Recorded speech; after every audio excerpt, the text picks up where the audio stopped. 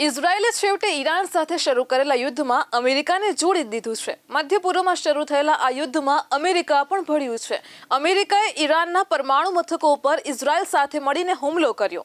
America અને ઇઝરાયેલે બંનેએ ઈરાનના આકાશમાં પ્રભુત્વ સ્થાપવાનો દાવો કર્યો છે, પરંતુ ઇઝરાયેલ પર ઈરાનનો મિસાઇલ મારો તે અટકાવી શક્યા નથી। ઈરાનમાં પરમાણુ મથક પર હુમલો કર્યા પછી શાંતિની વાતો કરતા અમેરિકા હવે ઈરાનમાં સત્તા પલટો કરવાની વાત કરવા લાગ્યું છે। તેઓની હવે ઈરાનમાં ઇસ્લામિક શાસનને ઉખાડી ફેંકવાની છે।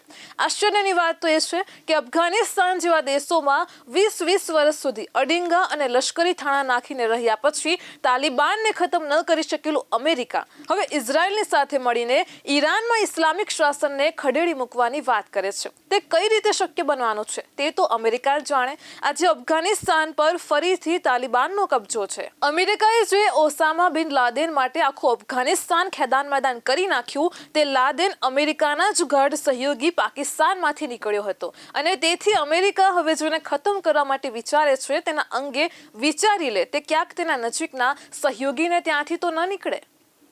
આજે અમેરિકાએ ઇઝરાયેલને પેલેસ્ટાઇનમાં ન રોક્યું અને તેની પરિસ્થિતિ શું આવી? આજે આખું ગાઝા ખેદાન મેદાન થઈ ગયું। 20 લાખ લોકો ભૂખમરાના આરે જીવે છે। આ પહેલા અમેરિકાએ અફઘાનિસ્તાનની આ પ્રકારની પરિસ્થિતિ કરી અને તેના પહેલા સિરિયાને ગૃહયુદ્ધમાં ધકેલી દઈને આ પ્રકારની પરિસ્થિતિ કરી।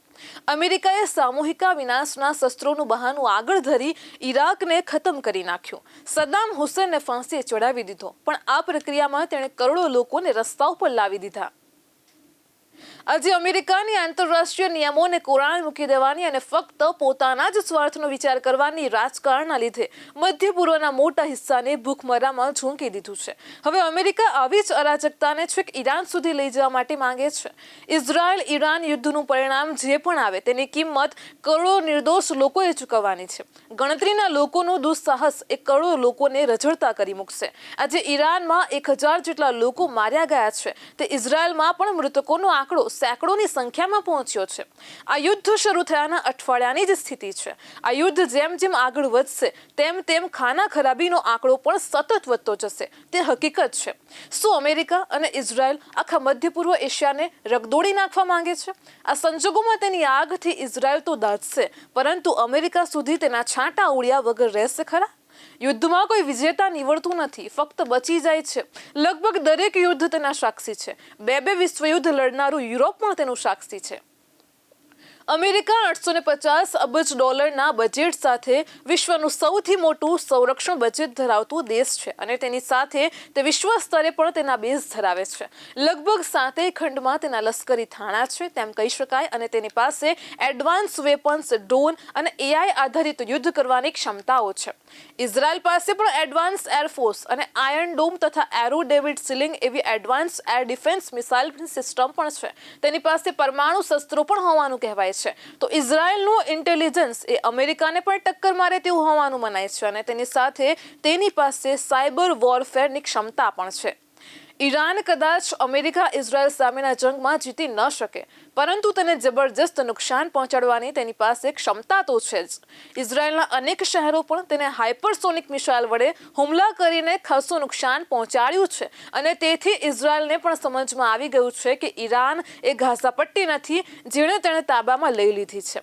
આશ્ચર્યની વાત તો એ છે કે જો ઇઝરાયલ ગાઝા પટ્ટી જેવા નાના વિસ્તાર અને હમાસ સામે દોઢ વર્ષના યુદ્ધ કરવા છતાં પણ વિજય મેળવી શકતું નથી, તો પછી ઈરાન જેવા મોટા દેશ સામે તેનું યુદ્ધ કેટલું ચાલી શકે? તે કદાચ અમેરિકાની મદદથી ઈરાનના પરમાણુ મથકોને ખાતમાં બોલાવી દેશે અને મિસાઇલ મથકોને નાશ કરશે, પણ આ વસ્તુ તેને ઈરાનને જ ફાયદારૂપ નીવડશે। રશિયા અને ચીન જેવા દેશો ઈરાનને મિસાઇલ ટેકનોલોજી અને પરમાણુ ટેકનોલોજી આપવા માટે તત્પર છે। જો ઉત્તર કોરિયાના કિમ જોંગ જેવા પાસે મિસાઇલ ટેકનોલોજી આવતી હોય તો હાલમાં તો અમેરિકા ઇઝરાયલ દ્વારા આ યુદ્ધની કવાયત કર્યા પછી પણ તેમણે જે મુદ્દા માટે યુદ્ધ કર્યું હતું તેનો ઉકેલ આવવાનો નથી। આ વાત તે સારી રીતે જાણતા હોવાથી તે ઈરાનને હવે રાજકીય રીતે પણ અસ્થિર કરવા માંગે છે। તે કદાચ ઈરાનના ભાગલા પડવા સુધી જાય તો આશ્ચર્ય નહીં થાય, જેવું તે સર્બિયા અને કોસોવોમાં કરી ચૂક્યા છે। વિશ્વનું મહાસત્તા કહેવાતું અમેરિકા શું મધ્ય પૂર્વને તેના શસ્ત્રોની ક્ષમતા ચકાસવાની લેબોરેટરી સમજી રહ્યું છે? હાલમાં તે એક પછી એક દેશ જે રીતે ઉજાડી રહ્યું છે તે જોતા તો આવું જ લાગી રહ્યું છે કે એક બાજુ ભારત અને પાકિસ્તાન વચ્ચે યુદ્ધ વિરામ કરાવવાનો દાવો કરાવતા ટ્રમ્પ હવે ઈરાન સાથે યુદ્ધમાં ઉતરે તે વાત કોના ગળે ઉતરે? મધ્ય પૂર્વમાં શાંતિ સ્થાપવાના બહાને અમેરિકા કેટલા દેશ ઉજાડશે? કેટલા નિર્દોષોના લોહી રેડશે? કરોડો લોકોની હૈયાની આગ ક્યાંક અમેરિકાને આગમાં રમતું ન કરી દે?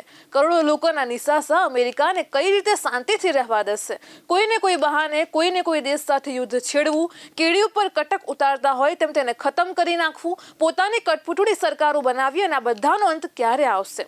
આ યુદ્ધની વિભીષકામાંથી બચી ગયેલા કરોડો લોકોની બેહાલ સ્થિતિની જવાબદારી કોણ લેશે? તેની સરહદ પરની કોઈ પણ વિપરીત સ્થિતિનો ઉકેલ ડિપ્લોમેસીથી જ આવે છે અને તે ભારત અને ચીને સરહદ પર ગલવાનના છમકલા અને વિશ્વની બે મહાસત્તાઓના લશ્કર સામસામે હોવા છતાં પણ મજબૂત અને મક્કમ ડિપ્લોમેસી વડે આ છમકલાને યુદ્ધ બનતા અટકાવ્યું છે. કમસે કમ અમેરિકા તેમાંથી તો શીખ લઈ શકે.